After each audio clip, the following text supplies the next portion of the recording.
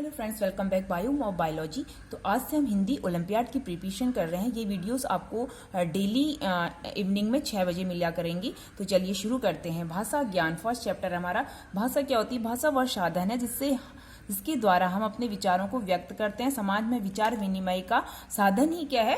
भाषा है। ओके, जैसे क्या ये दोनों एक दूसरे से डिस्कस कर रहे हैं। जैसे मैं आपसे डिस्कस कर रही हूँ, मुझे आपको चैप्टर एक्सप्लेन कर रही हूँ, तो वो कैसे कर रही हूँ? बोलकर कर रही हूँ। तो ये क्या हमारी मौखिक भाषा है। अगर आप कोई चीज लिखते हैं तो वो क्या होती है? लिखित भाषा। किसी से लिखकर कोई बात कह रहे हैं तो लिखित भाषा, बोलकर कह रहे हैं तो मौखिक भाषा।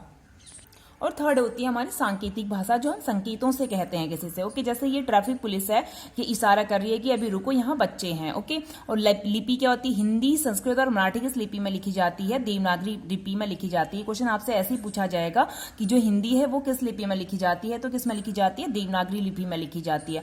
उसके बाद अंग्रेजी लिखी जाती है रोमन में, उर्दू लिखी जाती है फारसी में, पंजाबी लिखी जाती है गुरुमुखी में, बंगाली लिखी जाती है बंगला में। ओके, उसके बाद हमारा नेक्स्ट चैप्टर है वर्ण विचार। वर्ण, तो वह छोटी से छोटी ध्वनि जिसके खंड नहीं हो सकते उनको क्या कहते हैं? वर्ण कहते हैं। हिंदी भाषा में प्रयुक्त तो सबसे छोटी ध्वनि जैसे अ, आ, ई, उ, क, ख, घ, अंग, च। ओके, ये सब क्या होता है? सबसे छोटा क्या होता है? वर्ण होता है। ओके, हिंदी में इन ध्वनियों को वर्ण कहते हैं। अर्थात सबसे छोटी ध्वनि क्या है? वर्ण ही है।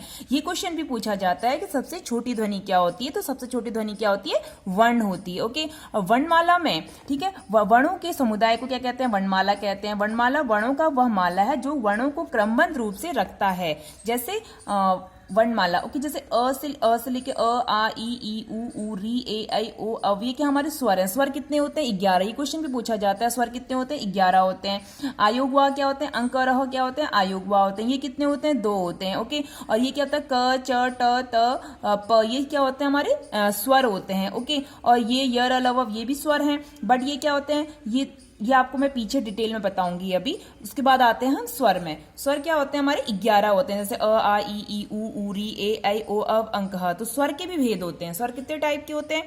स्वर होते हैं हमारे 3 टाइप्स के। एक तो क्या होता है? ह्रस्व स्वर होता है, प्लुत स्वर होता है और दीर्घ स्वर होता है। ह्रस्व स्वर क्या होते हैं? जो छोटा होता है, मतलब जैसे अ, ई, उ। ओके, ये क्या है? छोटे, जो री, ये छोटे क्या होते हैं? हमारे ह्रस्व। ह्रस्व का मतलब क्या होता है? छोटा। ओके, और दीर्घ मतलब बड़ा, जैसे आ, बड़ी ई, बड़ा उ, ए, ऐ, ओ, अव, ये क्या होते हैं? ये होते हैं हमारे दीर्घ स्वर। दीर्घ का मतलब होता है बड़ा। और प्लुत स्वर, प्लुत स्वर क्या होते हैं? जैसे ओम, तो ये क्या है? प्लुत स्वर है, मतलब इसमें दीर्घ स्वर से भी ज्यादा टाइम लगता है। ओके, प्लुत स्वर को बोलने में। जैसे आप देख सकते हैं यहाँ पर बहुत प्यारा सा एक डायग्राम बना रखा है स्वर। तो ओम क्या है? हमारा प्लुत स्वर है। और ये क्या है? जो भी बड़े बड़े हैं वो क्या है? दीर्घ स्वर है। और जो छोटे हैं वो क्या है? ह्रस्व स्वर हैं। ओके, जैसे ह्रस्व स्वर अ, ई, उ, री। दीर्घ स्वर आ, बड़ी, बड़ाऊ, ए, ऐ, ओ, अव। प्लुत स्वर क्या है? ओम। ओके, और व्यंजन, और व्यंजन भी क्या होते हैं? व्यंजन कितने होते हैं? 33। ये संख्या आपको पता होनी चाहिए। व्यंजन कितने होते हैं? 33 होते हैं। और व्यंजनों के भेद, व्यंजन कितने प्रकार के होते हैं? 3 टाइप्स के होते हैं। स्पर्श व्यंजन होते हैं, अंतस्थ व्यंजन होते हैं और एक ऊष्म व्यंजन होते हैं। तो ये भी इसका भी डायग्राम बहुत अच्छे से। स्पर्श व्यंजन जैसे क्या होते हैं? जिन वर्णों का उच्चारण श्वास वायु मुख के उच्चारण स्थानों को स्पर्श करता हुआ बाहर निकल आता है, उन्हें स्पर्श व्यंजन कहते हैं। जैसे कि मैं अगर क आप बोलना तो एक स्पर्श होगा आपके मुंह में, एक टच होगा टंग का। तो ठीक है, ये कितने होते हैं? 25 होते हैं। जैसे क, च, ट, प वाला, क, च, ट, त, प का जितना भी ये है 5 ये है, क्या 5 5 से 25। ओके, तो ये क्या होते हैं? स्पर्श व्यंजन होते हैं। अंतस्थ व्यंजन क्या होते हैं हमारे? ये 4 होते हैं, य, र, ल, व। ये अंतस्थ व्यंजन होते हैं।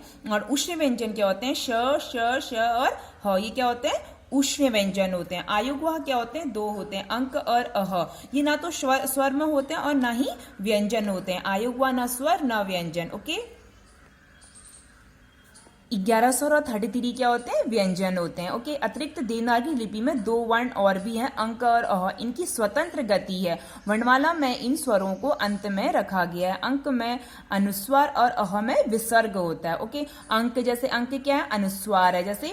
जैसे ये गंगा, चंचल, झंडा, तो इनमें क्या अनुस्वार लगा। विसर्ग जो पीछे होते हैं, अतः, प्रायः, दुख, संभवतः, ये सब।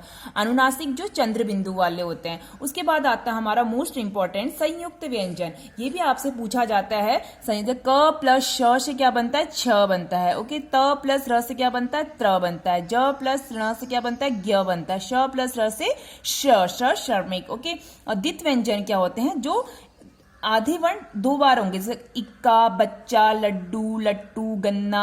ये पूछा जाता है, आपको 4 शब्द दे दिए जाएंगे और इसमें से कुछ लिखा होगा तो पूछा जाएगा द्वित व्यंजन को। जो भी डबल बार है वो क्या है, द्वित व्यंजन है। ओके, हिंदी वर्णों के उच्चारण स्थान, और हमें उच्चारण स्थान भी पता होनी चाहिए, जैसे कंठ, तालु, मूर्धा, दंत, ओष्ठ और नासिक। तो ये कचटप करके आप इन्हें कर लेना। जो सबसे क वाला होता है वो क्या होता है, कंठ से बोला जाता है। च वाला तालु से बोला जाता है। ट वाला मूर्धा से बोला जाता है। थ वाला किसे बोलता है, दंत से बोला जाता है।